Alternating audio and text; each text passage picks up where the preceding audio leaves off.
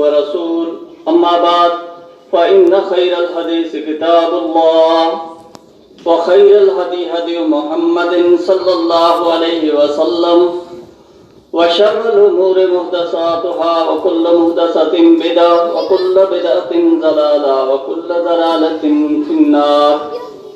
أعوذ بالله من الشيطان الرجيم. بسم الله الرحمن الرحيم. ولقد خلقنا الإنسان ونعلم ما توسوس به نفسه ونحن أقرب إليه من حبل الوريد إذ يتلقى المتلقيان عن اليمين وعن الشمال قعيد ما يلفظ من قول إلا لديه رقيب عتيد. وجاءت سكرة الموت بالحق ذلك ما كنت منه تحيد ونفخ في الصور ذلك يوم الوعيد وجاءت كل نفس معها سائق وشهيد لقد كنت في غفلة من هذا فكشفنا عنك غطاءك فبصرك اليوم حديد. قال الله تبارك وتعالى في مقام آخر. بسم الله الرحمن الرحيم.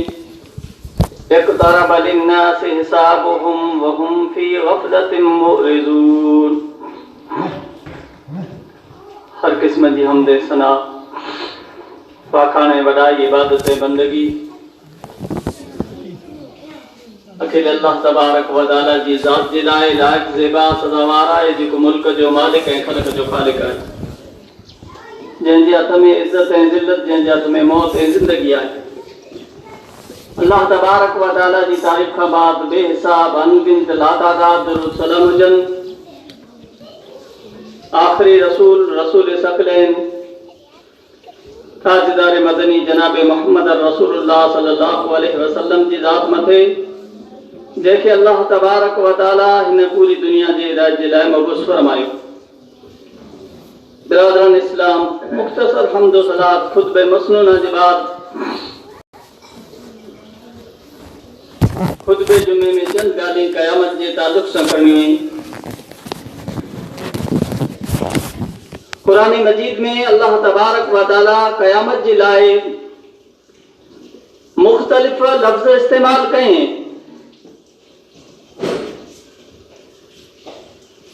तव्हां सिर्फ़ क़यामत के क़यामत जे नाले सां ॼाणो था, लेकिन क़यामत जा कुरान करीम में अलॻि अलॻि नाला आहिनि, मुख़्तलिफ़ नाला आहिनि। अल्लाह तबारक व तआला क़यामत के सिर्फ़ क़यामत जे नाले सां याद ना ही कहें, सिर्फ कयामत के नाले से जिक्र ना ही कहें, बल्कि कयामत जी लाए अलग अलग नाला इस्तेमाल कहें। कहते अल्लाह तबारक व तआला यौमुल क़ियामा फल्लाहु यहकुमु बैनहुम यौमुल क़ियामा फीमा कानू फीहि यख्तलिफून। कयामत जी दी अल्लाह उन्हीं जे हिन इख्तिलाफ जो फैसलो उन्हीं जे दरमियान कंदो। कहते अल्लाह तबारक व तआला क़यामत के यौमुद्दीन जे नाले से याद करें, मालिकी यौमुद्दीन ऐं उ जज़ा जे ॾींहं जो मालिक है, बदले जी ॾींहं जो मालिक है। ऐं कहते अल्लाह ताला यौमुल बास जो ज़िक्र करें, फहाज़ा यौमुल बास, ई है उथियण जो ॾींहुं, जीअर उथियण जो ॾींहुं। कहते अल्लाह तबारक व तआला क़यामत जे लाइ यौमुल हिसाब जो लफ़्ज़ इस्तेमाल करें, हाज़ा मातू अदूना लियौमिल हिसाब, ई है वाइदो जो ॾींहुं जंहिंजो वाइदो असां हिन हिसाब जे ॾींहं जे लाइ कयो वियो। ऐं किथे अल्लाह यौमुल वईद सां यादि करें, वनुफ़िख़ फ़िस्सूर ज़ालिका यौमुल वईद, ऐं सूर फूकियो वेंदो वाइदे जो ॾींहुं ई जय। कहते अल्लाह तबारक व तआला यौमुल हस्र व अंज़िरहुम यौमुल हस्रति, ऐं उन्हीं के अफ़सोस वारे ॾींहं खां डिॼारियो। क़यामत जे लाइ अल्लाह अफ़सोस वारो ॾींहुं इस्तेमाल कई, जे अफ़सोस वारे दुख वारे ॾींहं जे लाइ उन्हीं खे डिॼारियो। त हिकिड़ो ॾींहुं आहे मथे अफ़सोस वारो ॾींहुं अची वारो आहे, उन ॾींहुं आखे पंहिंजी गुज़िरी ज़िंदगी मथे पंहिंजे जे अमल मथे अफ़सोस थींदो त असां कुरे जे लाइ ख़ासा अमल न कया। ऐं कहते यौमुल जमअ व तुनज़िर यौमुल जमअ, ला रईब फीह ऐं जमा वारे ॾींहं खां डिॼायो जंहिंमें कीअं पण शक न आहे। यानी हिकिड़ो ॾींहुं अल्लाह तबारक व तआला मिनी खे बेरा कंदो, हिकिड़ो ॾींहुं अल्लाह तबारक व तआला मिनी खे इकट्ठा कंदो। जेतिरियूं क़ौमूं पैदा थियूं, जेतिरी पब्लिक पैदा थी, सारी पब्लिक खे अल्लाह बेरा कंदो। जे जमा वारे ॾींहं खां भेरो थियण वारे ॾींहं खां उन्हनि खे डिॼारियो जंहिंमें कीअं पण शक न आहे, जंहिंमें कीअं पण शुबो न आहे। त हिकिड़ो ॾींहुं अहिड़ो अचे वारो आहे जंहिं ॾींहुं मिली खे जमा थियणो आहे, जंहिं ॾींहुं मिली खे भेरो थियणो। किथे यौमुल हश्र व यौम नहशुरुहुम जमीआ, ऐं जंहिं ॾींहुं असीं मिली खे भेरा कंदासीं। ऐं किथे यौमुल फस्ल, हादा यौमुल फस्ल अल्लज़ी कुंतुम बिही तुकज़्ज़िबून, ईद फैसले जो ॾींहुं आहे जंहिंखे ऐं कूड़ो मञो था। ईद क़यामत जो ॾींहुं आहे, ईद फैसले जो ॾींहुं आहे जंहिंखे ऐं सचो न मञो, जंहिंखे ऐं कूड़ो मञो था या सचो मञो था, लेकिन हुनजे लाइ तयारी नथा कयो। ऐं किथे दारुल करार व इन्नल आखिरत हिय दारुल करार, ऐं यकीन मञे किनो त करार यानी हमेशगी जो घर जेको आहे आखिरत जो आहे। यानी ये दुनिया हमेशा जी जिंदगी न आहे। आंखें मूंखे हिन दुनिया में हमेशा न रहणो। चंद ॾींहं जो करार आहे, चंद ॾींहं जो घर आहे, चंद ॾींहं जो ठिकाणो आहे। तंहिंजे बाद जेको हमेशा जो घर आहे उहो आखिरत जो घर आहे। ऐं किथे असाख फइज़ा जाअत साख, जॾहिं कन ॿोड़ा करण वारी क़यामत अची वेंदी। अॼु दुनिया में मामूली को हादसो थिए, मामूली भूकंप अचे, मामूली तूफ़ान अचे, मामूली वात अॻे त इंसान जा कन बहिरा थी वञे था, इंसान ॿोड़ो थी वञे थो। त उहो क़यामत जो ॾींहुं केतिरो ख़तरनाक हूंदो, जंहिंखे अल्लाह चए जंहिं ॾींहुं कन ॿोड़ा करण वारी क़यामत वाक़ई थी वेंदी, तहिड़ा हर इंसान ॿोड़ो थी वेंदो, हुनखे कीअं पण कीअं न सुझंदो। ऐं किथे अलवाक़िया इज़ा वक़अतिल वाक़िया, जॾहिं क़यामत क़ाइम थी वेंदी। ऐं किथे अलहाक़ साबित हुअण वारी, ऐं किथे अल्लाह तबारक व तआला अलकारिया यानी खड़खड़ाइण वारी, ठोकाइण वारी जे नाले सां यादि कयईं। ऐं किथे अत्तामतुल कुबरा यानी फइज़ा जाअत अत्तामतुल कुबरा, जॾहिं उहा वॾी आफ़त क़यामत अची वेंदी। दुनिया में आफ़तूं अचनि थियूं, दुनिया में मुसीबतूं अचनि थियूं, लेकिन उन क़यामत जी आफ़त खां, क़यामत जे ज़लज़ले खां वधारे नथियूं थी सघे। अल्लाह चए जॾहिं उहा वॾी आफ़त यानी क़यामत अची वेंदी। ऐं किथे अल्लाह तबारक व तआला अल गाशिया हल अताक हदीसुल गाशिया वजूहुन यौमइज़िन खाशिया, जॾहिं तोखे छुपाइण वारी क़यामत जी ख़बर पुॼी वेंदी।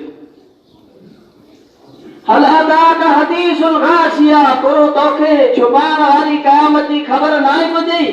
ऐं किथे असाहा इन साअत लआतियतुन ला रैब फीहा, बेशक क़यामत अचण वारी आहे जंहिंमें कीअं पण शक न आहे। ऐं किथे यौम तगाबुन ज़ालिक यौम तगाबुन, ऐं उहो ॾींहुं हार ऐं जीत जो। दुनिया में इंसान जी जाइ जेको ॾींहुं अचे था उहो हार ऐं जीत जा नथा हुए। असल हार ऐं जीत जो ॾींहुं आहे जेको क़यामत जो ॾींहुं आहे। उन ॾींहुं हिकिड़ा इंसान हारी वेंदा, हिकिड़ा इंसान जीती वेंदा, हिकिड़ा इंसान खटी वेंदा, हिकिड़ा इंसान हारी वेंदा। जे नेक अमल कया, जे अल्लाह तबारक व तआला ऐं अल्लाह जे रसूल जे तरीक़े मथे ज़िंदगी गुज़ारी, त उहो पंहिंजे नेक अमल जी वजह सां, नेक कम जी वजह सां क़यामत जी जीती वेंदा। ऐं जे बुरा अमल कया, गुनाह जा कम कया, त उन्हनि जी हार उन ॾींहुं फिक्स आहे। उन ॾींहुं उहे इंसान हारी वेंदा, पंहिंजो मोह चिबो करे रवाना थी वेंदा। बिरादरान इस्लाम, अल्लाह तबारक व तआला क़यामत जे लाइ मुख़्तलिफ़ क़ुरान करीम में अल्फाज़ इस्तेमाल कए। मुख्तलिफ नारे से अल्लाह तबारक व तआला क़यामत जो जिक्र करें, क़यामत की याद करें। अल्लाह तबारक व तआला कुरान करीम में उन क़यामत के बारे में फरमाए, उन हिसाब के ॾींहं के बारे में फरमाए, पाके आगा कहे, पाके खबरदार कहे। इक़्तरब लिन्नासि हिसाबुहुम व हुम फी गफ़लतिन मुअरिज़ून। इंसान जे हिसाब जो वक्त ओडो पुजी आयो, अञा उ निंद्र में पिया आहिनि, अञा उ गफ़लत में पिया आहिनि। अल्लाह तबारक व तआला फरमाए क़यामत ऊडी अची वई, इंसान जे हिसाब जो ॾींहुं ओडो अची वियो, वेझो अची वियो, अञा नेक अमल नथा कयूं, अञा गुनाह जा कम कयूं पिया, अञा गफ़लत में पिया आहियूं, अञा निंद्र मां बेदार नथा थिए, अञा पंहिंजी निंद्र मां नथा थिए। इंसान जे हिसाब जो वक्त करीब अची वियो, अञा हू इंतजार कयूं पिया, अञा सोचियूं पिया त आऊं घणा वरे चीरो रहंदुसि, आऊं घणा वरे सिंधा रहंदुसि, अञा पर इंसान पंहिंजे मिठी निंद्र मां बेदार नथो थिए। ऐं किथे अल्लाह तबारक व तआला फरमाए इन्ना अंज़रनाकुम अज़ाबन क़रीबा यौम यंज़ुरुल मर्उ मा क़द्दमत यदाह व यक़ूलुल काफ़िरु या लैतनी कुन्तु तुराबा। असां तव्हांखे अन क़रीब अचण वारे अज़ाब खां तिजाए छॾियो। जहिड़ी इंसान पंहिंजे हथ जी कमाई खे ॾिसी लाहींदो ऐं काफ़िर चवंदो काश आऊं मिटी होसि त खासो हो, मिटी बणिजी वियोसि त खासो हो। निहायत में अल्लाह तबारक व तआला फरमाए इन्ना अंज़रनाकुम अज़ाबन क़रीबा, असां आखे जल्द अचण वारे, अन क़रीब अचण वारे अज़ाब खां डिॼाए छॾियो। जेको अज़ाब अचींदो क़यामत जो अज़ाब हूंदो, जहिड़ी इंसान पंहिंजे हथ जी कमाई खे ॾिसी लाहींदो त उन जे हथ घणो कमायो, उन केतिरा नेक अमल कए, केतिरा गुनाह जा कम कए, उहो इंसान पंहिंजी कमाई खे ॾिसी लाहींदो, कमाई खे न्यारे लाहींदो ऐं उन्हनि काफ़िर चवंदा असीं मिटी बणिजी वियासीं त खासो हो, असीं जीअरा कुरे जे लाइ थियासीं, असांखे उछियारियो कुरे जे लाइ। हज़रत अनस रज़ियल्लाहु ताला अन्हु बयान कयनि था रसूलुल्लाह सल्लल्लाहु अलैहि वसल्लम पंहिंजी शहादत वारी हिनखे शहादत जी उंगली चयो वञे थो, शहादत जी आख़िर चयो वञे थो। नबी सल्लल्लाहु अलैहि वसल्लम हज़रत अनस बयान कयनि था त पंहिंजी शहादत वारी आख़िर ऐं विच वारी आख़िर खे मिलाए करे फरमायो मूंखे ऐं क़यामत खे हीअं हलायो वियो। जहिड़ी तरह हिन ॿी आंगुरियुनि जे विच में कीअं पर छेड़ो न आहे, कीअं पर फ़र्क़ु न आहे, विचा को चीटका हायल न आहे, विचा को आंगूठो न आहे, पोइ मिली वियो ई। अहिड़ी तरह नबी सल्लल्लाहु अलैहि वसल्लम फरमायो त असीं ऐं क़यामत हीअं ओॾायूं त आंगुरियूं उॾियूं आई, यानी क़यामत हिन हदीस मां मालूम थियो त बिल्कुलु क़रीब आहे। अहिड़ी तरह अल्लाह तबारक व तआला क़ुरान करीम में फरमाए अलहाक़तु मलहाक़ वमा अदराक मलहाक़ कज़्ज़बत समूद व आदम बिल क़ारिया। साबित थियण वारी ऐं उन साबित थियण वारीअ खे समूद ऐं आद झुटलाए छॾियो, यानी क़यामत जे ॾींहं खे क़यामत के उन समूद जेको ताक़तवर क़ौम हुई, क़ौम आद जेको पाखबरों की क़ौम हुई, पाण जहिड़ी थकल क़ौम की न हुई, पाण जहिड़ी मामूली क़ौम की न हुई, हिकिड़ी वर्दी न खणी सघे, हिकिड़ो बिलोक न खणी सघे, हिकिड़ो पाणो न कढी सघे, हिकिड़ो चापन न खणी सघे, बल्कि उहा घणी ताक़तवर क़ौमूं हुयूं। क़ौम आद जेको डूंगर मां पाणा खणी करे घर की न मकान बनाईंदी हुई, एतिरी ताक़त वारी क़ौम हुई, एतिरी बरूकी क़ौम हुई त डूंगर मिंजारा छींदा करे मकान बनाए छॾींदी हुई। ऐं हिन क़यामत खे जहिड़ क़ौम समूद ऐं आद झुटलायो त उन जो अंजाम कहिड़ो थियो, उन जो अंजाम साम्हूं मौजूद आहे त अल्लाह उन ॿिन्ही क़ौम खे पाखां पहिरीं बर्बाद करे छॾे, पाखां पहिरीं ख़तम करे छॾे। अॼु उहे क़ौमूं हिन दुनिया में जीरियूं न आहिनि, अॼु बरूकियूं क़ौमूं, अॼु ताक़त वारियूं क़ौमूं हिन दुनिया मां ख़तम थी चुकियूं आहिनि। उन जो नालो ऐं मिटजी चुको आहे, उन जो नालो ख़तम थी चुको आहे। तो वो बरूकियूं क़ौम होने के बावजूद जरा अल्लाह के न मञियो, अल्लाह के रसूल के न मञियो, जरा पंहिंजी ताक़त मथे वापरिया त उन्हीं के अल्लाह बर्बाद करे छॾे। अहिड़े तरह जेकॾहिं पाण पर अल्लाह जे हुक्म मथे अमल न कयो, रसूल जे तरीक़े मथे न हलियासूं त अल्लाह पाण खे पर मुख़्तलिफ़ अज़ाबनि जे ज़रिए, मुख़्तलिफ़ ज़िलज़लनि जे ज़रिए, मुख़्तलिफ़ भूकंपनि जे ज़रिए अल्लाह पाण खे पर बर्बाद करे सघे थो। अहिड़ी तरह अल्लाह तबारक व तआला कुरान करीम में सूरह क़यामा में क़यामत जो ज़िक्र कई।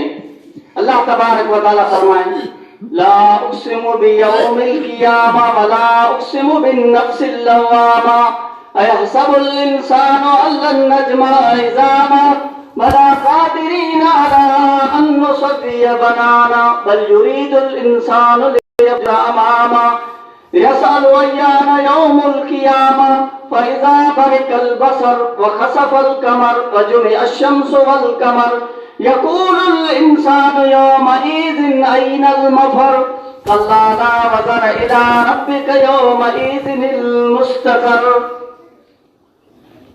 या कसम खिया तो सौ खणा तो क़यामत जे ॾींहं जो, या सौ खणा तो उन नफ्स जो जेको मलामत करण वारो आहे।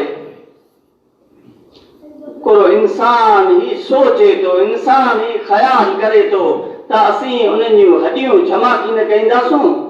मरी वियो पोइ हाँ छूटो थी वियो, वरी असीं उनखे कीन उथियारींदासूं, असीं उन्हनि जूं हॾियूं जमा कीन कईंदासूं। हाँ असीं त हिन ॻाल्हि मथे ताक़त वारा आहियूं, क़ादिर आहियूं त इंसान जे पोर पोर खे जोड़ जोड़ के बराबर करे छॾियूं। बल्कि इंसान तो इंसान तो पसंद करे तो अॻियां अॻियां नाफ़रमानियूं कंदो वञे, नाफ़रमानियूं करण जे बावजूद पुछे तो त क़यामत जो ॾींहुं कॾहिं अचींदो। इंसान होॾा अल्लाह जूं नाफ़रमानियूं करे पियो, होॾा गुनाह जा कम करे पियो, होॾा इंसान पुछे तो त क़यामत जो ॾींहुं कॾहिं अचींदो।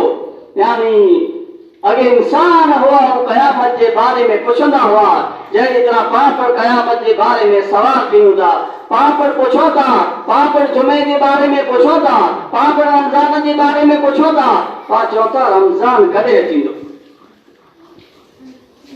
पाण रोज़ा रखण जे लाइ नथा पुछो, बल्कि पाण इहे फालतू पुछो था, वधारे ओझ पुछे था रमज़ान के बारे में, जेको रमज़ान में रोज़ा नथा रखे, रमज़ान जी कदर नथा कये, रमज़ान में गुनाह जा कम नथा छॾे, उहो इंसान वधारे रमज़ान जे बारे में पुछे था त उहो क़ौमूं पर नाफ़रमानियूं कयूं हुयूं, अल्लाह ऐं अल्लाह जे रसूल खे कीन मञींदियूं हुयूं, उल्टो पुछंदियूं हुयूं त क़यामत जो ॾींहुं कॾहिं अचींदो। लेकिन अल्लाह उन्हीं जो जवाब ॾिने कुरान करीम में। अल्लाह चए जे वक़्तु इंसान जी निगाहूं पथराइजी वञे, यानी इंसान जा पौधा जहिड़ा फाटी पए ऐं चंद्र ऐं तारा बेनूर थी वञे ऐं सिज ऐं चंद्र जमा कयो वञे, यानी चंद्र में तारे में रोशनी न हुए, नूर न हुए ऐं सिज ऐं चंद्र जेको लम्हा हुए था ही बेरा कया वञे, उन ॾींहुं इंसान चवंदो अॼु वञण जी जॻह किथे। दुनिया में तो नाफ़रमानियूं कयूं हुए, क़यामत के बारे में पुछे हुए, जहिड़े चंद्र ऐं तारा बेनूर थी वेंदा, रोशनी ख़त्म थी वेंदी, सिज इंसान चवंदो हाँ केॾा भॼां, हाँ त कीअं पर छुटकारो न आहे, हाँ त कीअं पर लिकण जी जॻह न आहे, चवंदो अॼु भॼण जी जॻह किथे। अल्लाह जवाब ॾे कीअं पण भॼण जी जॻह न आहे, को पण लिकण जी जॻह न आहे, को पण छुपण जी जॻह न आहे। अॼु त तुंहिंजे रब जे पास जो ठिकानो आहे, अल्लाह जे अलावा ॿियो को ठिकानो न आहे, ठिकानो अल्लाह तबारक व तआला वटि आहे। इन तमाम आयत में अल्लाह तबारक व तआला क़यामत जो ज़िक्र कई। अहिड़ी तरह अल्लाह तबारक व तआला कुरान करीम में फरमाए फ़इज़ा नुफ़िख़ फ़िस्सूर नफ़ख़तुन वाहिदा وحملت الأرض والجبال فدكتا دكة واحدة فيومئذ وقعت الواقعة وانشقت السماء فهي يومئذ واهية والملك على أرجائها ويحمل عرش ربك فوقهم يومئذ ثمانية يومئذ تؤرزون لا تخفى منكم خافية. और जॾहिं सूर में हिकिड़ी फूंकई वेंदी, सूर में हिकिड़ी फूंक फूंकई वेंदी, हिकिड़ी फूंक मारी वेंदी ऐं ज़मीन ऐं डूंगर खणी करे हिकिड़े धक में टुकर टुकर कया वेंदा। इन्ही ज़मीन के इन्ही डूंगर के तोड़ में कपनीअ के वरे जा वरे लॻी वञे था। ते मामूली डूंगर खत्म न तो थिए, मामूली डूंगर खजे न तो। पाण पहिरीं पईए वारे डूंगर खे न्यारियूं त केतिरा हरे थिया, हिते भिरड़िया लॻा पिया आहिनि, केतिरा हरे थिया, हिते डफर हले पिया, रण में वञे पिया, टोपे रोड़े ते पाणा खणी वञे पिया। अञा हिकिड़ी मामूली फिट पण ख़तम न आई थी, अञा हिकिड़ी मामूली फिट पण खजानी न आई। जर क़यामत जो ॾींहुं थींदो त हिकिड़े जे धक में ज़मीन एतिरी वॾी डूंगर सॼी दुनिया जा हिकिड़ी चोट में हिकिड़े जे धक में टुकर टुकर कया वेंदा। उन ॾींहुं वाक़े थियण वारी क़यामत वाक़े थी वेंदी। जहिड़ा ये ज़मीन ये डूंगर टुकर टुकर कया वेंदा तहिड़ा क़यामत वाक़े थी वेंदी। ऐं आसमान पाके केतिरो भारी भरकम नज़र अचे थो, केतिरो पाके आसमान मज़बूत नज़र अचे थो, जंहिंमें को सौराख नाहे, को ठींडो नाहे, को कॉलम नाहे। मज़बूत आसमान उन ॾींहुं फाटी पवंदो ऐं बिल्कुलु पतंगे जी तरह थी वेंदो, जहिड़ी तरह मां कोॾे बि अहिड़ी तरह आसमान उॾंदो पियो ऐं उन जे किनारे मथे जेको टुकड़ो टुकड़ो आसमान थी वेंदो, उन टुकड़े मथे आसमान जे किनारे मथे फ़रिश्ता हूंदा ऐं उन ॾींहुं आई अल्लाह साम्हूं पेश कया वेंदा ऐं आजो को पण भेद छुपियल की न रहंदो। जंहिं क़यामत जे ॾींहुं अल्लाह साम्हूं हाज़िर कया वेंदा तहिड़ा आजो को पण भेद छुपियल की न हूंदो, को पण आजे गुनाह जो कम छुपियल की न हूंदो। हर भेद अल्लाह आजो ज़ाहिर थी वेंदो, हर भेद खे अल्लाह तबारक व तआला ॼाणे थो। हज़रत आयशा रज़ियल्लाहु तआला अन्हा जो बयान आहे त मूं रसूलुल्लाह सल्लल्लाहु अलैहि वसल्लम खे फरमाईंदे सो क़यामत जे ॾींहुं इंसान खे उबराणा यानी पगे में चपल की न हूंदी, पगे में रेड चीफ जो बाटा जो जोड़ो की न हूंदो, पगे में एक्शन जो जोड़ो की न हूंदो। 2500 3,000 वारा 5,000 वारा जर क़यामत जे ॾींहुं इंसान बेरा थींदा त जोड़ा की न पहिरियल हूंदा, कीमती कीमती चपलूं की न पहिरियल हूंदियूं, बल्कि इंसान जहिड़ा बेरा थींदा त उबराणा हूंदा, नंगो बदन हूंदो, पगे उबराणा हूंदा। वॻो हैचो या चिचकीअ वारो या कलर वारो या जंहिं मथे को एको छापियल हुए अहिड़ो की न हूंदो।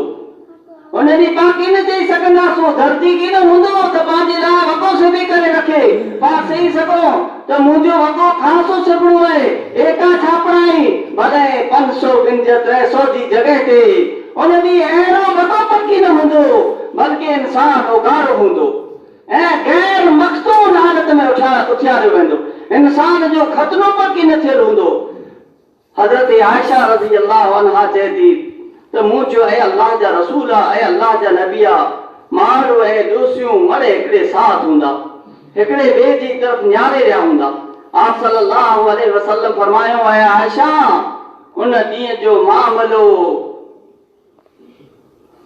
सख्त हूंदो, कंहिंखे पण कंहिंजी तरफ़ निहारण जी फिक्र की न हूंदी। एतिरो सख़्त मामलो हूंदो, एतिरो सख़्त ॾींहुं हूंदो त इंसान खे ॿिए जी तरफ़ इज्जत न्यार जी फिक्र की न हूंदी इंसान पिंड जे पगर में बुॾ पियो हूंदो। जरा सोचियो जॾहिं क़यामत वाक़ई थींदी त उन ॾींहुं पंहिंजी हालत कुर थींदी। उहो ॾींहुं यकीनन वॾो ॾींहुं आहे जंहिं ॾींहुं हिकिड़ी माउ पिंड जे बचे खे भुली वेंदी, जंहिं ॾींहुं हामिला औरत जो हमल किरी पवंदो, पेट में बच्चो बाक़ी की न हूंदो, जंहिं ॾींहुं इंसान बेहोशीअ जे आलम में हूंदा, उन मथे शदीद डपु हूंदो, शदीद खौफ हूंदो। अहिड़ी तरह अल्लाह तबारक व तआला फरमाए इज़ा रुज्जतिल अर्ज़ु रज्जा व बुस्सतिल जिबालु बस्सा फकानत हबाअम मुबस्सा, जंहिं ॾींहुं ज़मीन झंझोड़ई वेंदी, यानी ज़मीन मथे लोॾा अचींदा, ज़मीन मथे भूकंप अचींदो, ज़मीन लोॾाई वेंदी, ज़मीन झंझोड़ई वेंदी। हरारा की न झंझोड़दी बल्कि ज़बरदस्त झंझोड़दी ऐं पहाड़ डूंगर टुकड़ा टुकड़ा थी करे गुबार जी तरह हिकिड़े मामूली ज़र्रनि जी तरह मामूली ॾोरनि जी तरह उॾी रहिया हूंदा। अहिड़ी तरह अल्लाह तबारक व तआला सूरह नाज़िया में फरमाए यौम तर्जुफुर राजिफा ततबउहा रादिफा क़ुलूबुन यौमइज़िन वादिफा अबसारुहा खाशिया, जंहिं ॾींहुं आंखें हला करे छॾींदो ज़लज़ले जो झटको ऐं उन जे बाद ॿियो झटको, ऐं उन ॾींहुं दिलि रफ़ी रहिया हूंदा ऐं निगाहूं अखीं ख़ौफ़ ज़दा हूंदियूं। यानी क़यामत जो जॾहिं ज़लज़लो अचींदो, क़यामत जो जॾहिं भूकंप अचींदो त हिकिड़ो जो लोॾो की न अचींदो त हिकिड़ो लोॾो अचे पोइ जान छुटे, हिकिड़ो लोॾो अचींदो वरी उहो लोॾो अञा बंदि की न थींदो त वरी ॿियो लोॾो, लोॾे मथां लोॾा, लोॾे मथां लोॾा, ज़मीन लुॾी रही हूंदी ऐं उन इंसान जा दिलि जेको आहे कपी रहिया हूंदा ऐं इंसान जूं निगाहूं जेको हूंदियूं अखियूं जेको हूंदियूं उन मथे ख़ौफ़ तारी हूंदो, उन मथे ड्रप तारी हूंदो। अल्लाह सूरह मुज़म्मिल में फरमाया फकैफ़ तत्तकून इन कफरतुम यौमन यजअलुल विल्दान शीबा, जेकॾहिं आ नबी जी ॻाल्हि न मञा, पैगंबर जी ॻाल्हि न मञा त उन ॾींहंनि जी आफ़त खां कीअं बची सघंदा जेको ॾींहुं बचे खे पोड़ा करे छॾींदो, जंहिंजी शिद्दत जी वजह सां आसमान फाटी पवंदो।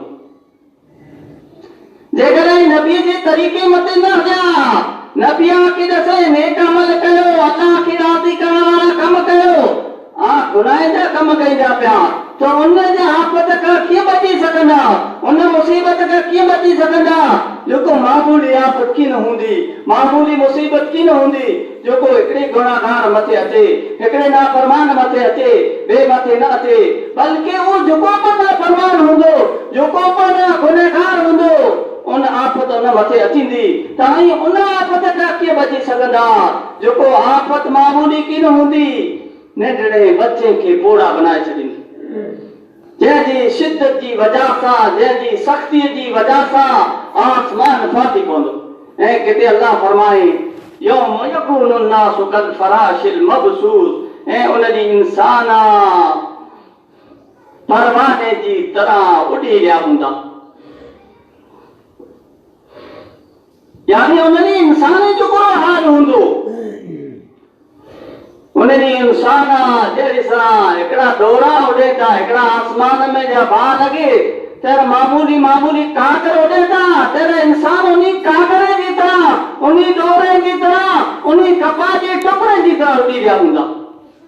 ऐं किथे अल्लाह तबारक व तआला फरमाए या अय्युहन नास इत्तक़ू रब्बकुम इन ज़लज़लत साअति शैउन अज़ीम, जंहिं ॾींहुं उनखे ॾिसी लाहींदा हाल ई हूंदो त हर खीर पीअण वारी पिंड जे बचे खां गाफ़िल थी वेंदी, हर हामिला जो हमल किरी पवंदो ऐं इंसान खे नशे जी हालत में ॾिसंदा, हालांकि नशे जी हालत में न हूंदा बल्कि अल्लाह जो अज़ाब जो सख़्त हूंदो जेको उन जो ई हाल करे छॾे हुने।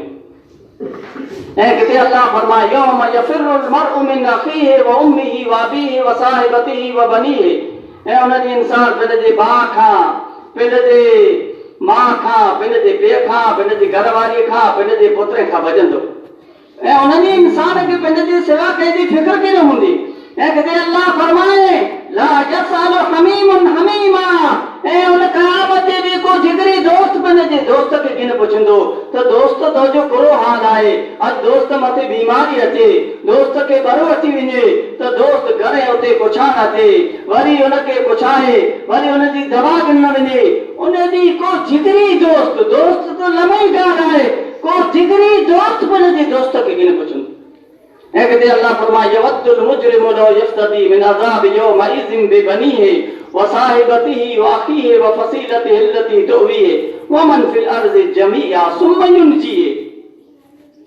उन्हनि गुनहगार जेको हूंदा हू त पसंद कईंदा हू त सोचींदा चाहींदा त पंहिंजे औलाद खे पंहिंजी घरवारीअ खे पंहिंजे भाउ खे पंहिंजे हिमायत करण वारे कुंबे खे खानदान खे ऐं दुनिया में जेतिरा इंसान मिणी के फिती में ॾे मिणी के बदिले